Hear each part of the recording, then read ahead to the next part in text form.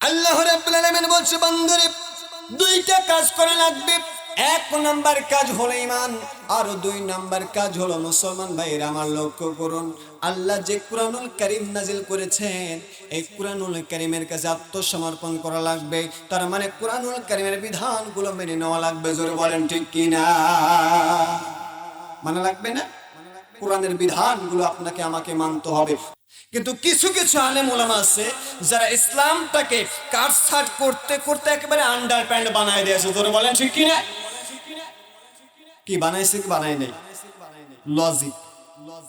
চাচা গাইবান্ধা বাজারে গেছে, 80 বছর বয়স, খুব শখ করেছে, খুব শখ আগামী জুমার দিন প্যান্ট পরে নামাজ পড়বে, না একটা সুন্দর একটা প্যান্ট কিনেছে। বাসায় এসে লক্ষ্য করে দেখে প্যান্ট পরার পর আধ হাত লম্বা। কয় হাত? আধা। এখন আধ হাত বড় যদি হয়, লম্বা হলে ওই প্যান্ট পরা যায়? জোরে বলেন, পরা যায়? প্যান্টটা সুন্দর করে নিয়ে বিবির কাছে গিয়ে বলে, বিবি রে, প্যান্টটা খুব মহব্বত করে কিনলাম, আগামী শুক্রবারের দিন জুমার নামাজ পড়তে যাব, কিন্তু পরে দেখি আধ হাত লম্বা। কয় হাত? তুমি যদি দয়া করে একটু কাটছাট করে দিতে, একটু সেলাই করে দিতে, বড় উপকার হতো। বিবি বলছে, তোমার কি চোখ নাই? তুমি দেখো না আমি কত কাজে ব্যস্ত, এটা আমার দ্বারা হবে না। কি করা যায়? তুমি চলে যাও, তোমার বৌমার কাছে যাও, তাকে বলো। বৌমাকে গিয়ে বলে, বৌমা অনেক শখ করে একটা প্যান্ট কিনলাম, প্যান্ট আধা হাত লম্বা। কয় হাত? আধা। তুমি যদি দয়া করে একটু কেটে দিতে, বড় উপকৃত হতাম। বলছে, বাবা এইমাত্র আপনার ছেলে অফিস থেকে এসেছে, আমি পারবো না। আপনি আপনার মেয়েকে বলে। আস্তে করে মেয়ের কাছে গেল, মেয়েকে বলছে, মা তুমি এই প্যান্টটা একটু আধা হাত কেটে দিতে পারবে? মেয়ে বলে, তোমার কি চোখ নাই? হাতের মধ্যে মেহেদি লাগাইছি, আমার দ্বারা সম্ভব না। চাচা মন খারাপ করে, মনে করেন গাইবান্ধা টেইলার্সে গিয়ে আধা হাত প্যান্ট কেটে নিয়ে এসে লন্ডি করে সুন্দর করে খাটের উপরে ভাঁজ দিয়ে রেখে দিয়েছে। বিবি চিন্তা ভাবনা করে, আশ্চর্য ব্যাপার, স্বামী কাজই বলে না। অনেক দিন পর একটা কাজ বললো, প্যান্ট আধা হাত যদি না কাটি কেমন হয়? কাজ করি থাক। সুন্দর করে ঘরের মধ্যে গিয়ে আধা হাত কাটার পর সেলাই করে রেখে দিয়েছে। কথা বোঝাতে পেরেছি? কয় হাত কাটছে? আধা হাত কেটে সুন্দর করে সাইজ করে রেখে দিয়েছে। বৌমা চিন্তা ভাবনা করে, বাবা অনেক দিন পর একটা কাজ বললো, যদি কাজটা না করি তাহলে সারা জীবনের জন্য মনক্ষুণ্ণ।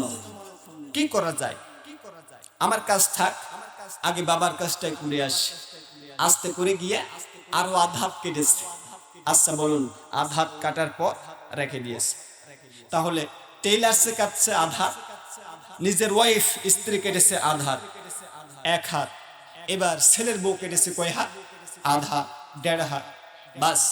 মেয়ে চিন্তা ভাবনা করলো, যে বাবা এত পরিশ্রম করে টাকা পয়সা খরচ করে আমাকে লালন পালন করে, ওই বাবার কথা না শুনলে হয়? মেহেদি পড়ে থাক।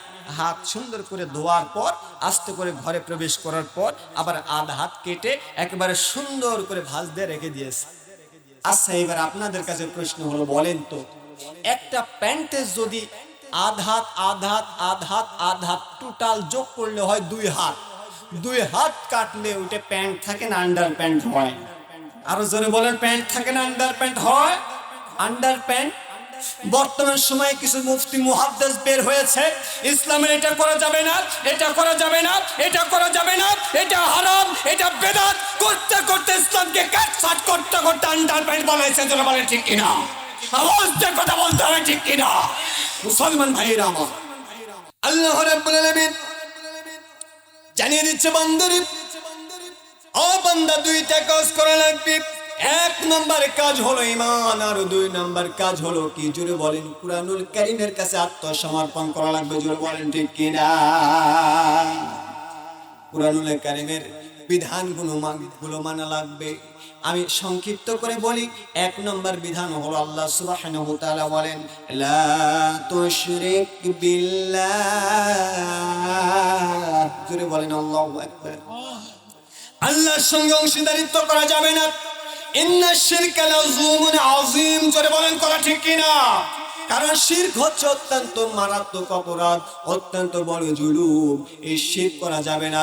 এখন আপনার আমার মধ্যে প্রশ্ন হলো, শিরক আছে না নাই? আছে, শিরক আছে।